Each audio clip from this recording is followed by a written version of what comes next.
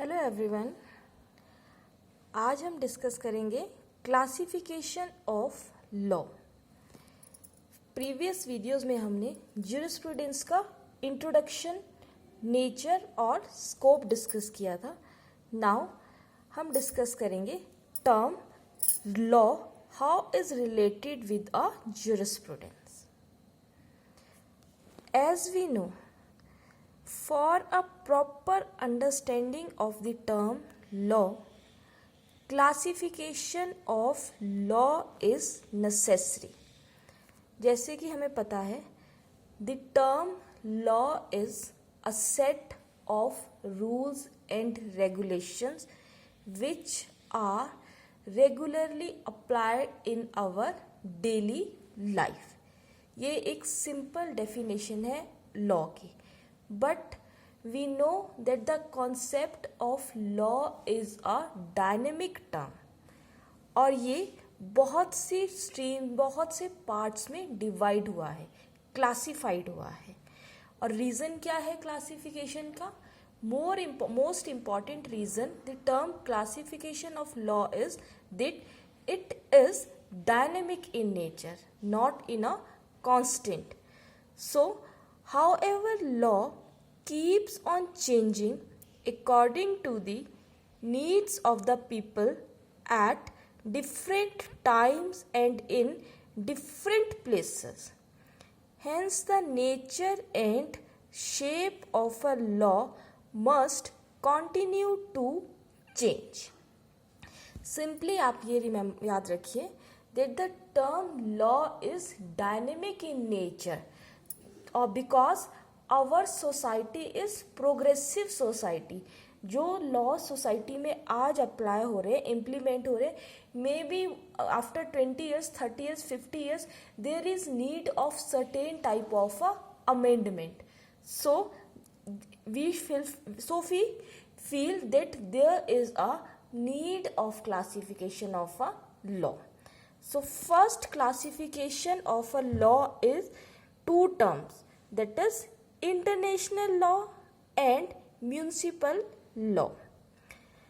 Now please understand the meaning of term international law. International laws are a set of rules, agreements and treaties that are binding between countries. It is an independent system of law existing outside the legal framework of a particular state.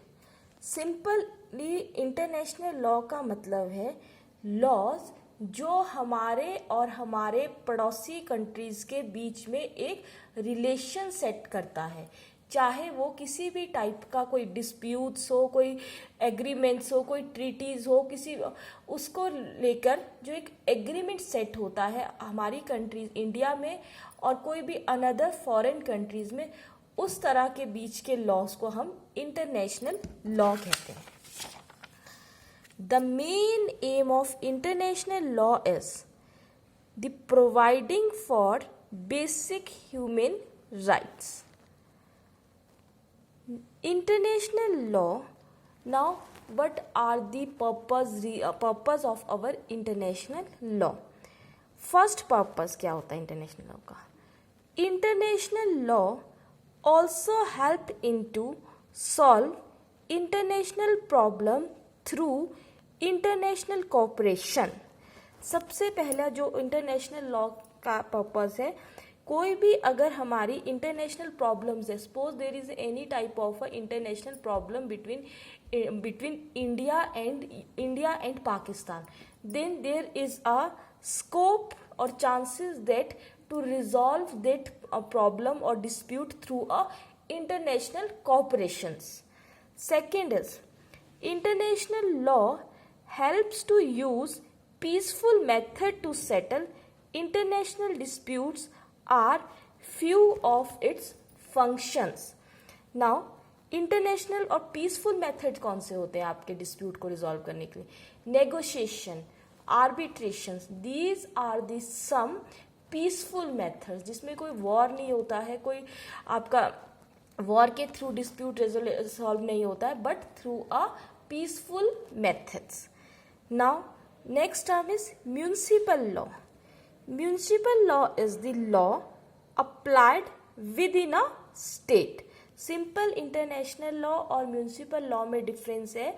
जो हमारा international law है वो deal करता है हमारा foreign countries के बीच में, where as municipal law है applied with in a state, with in a state, state के अंदर.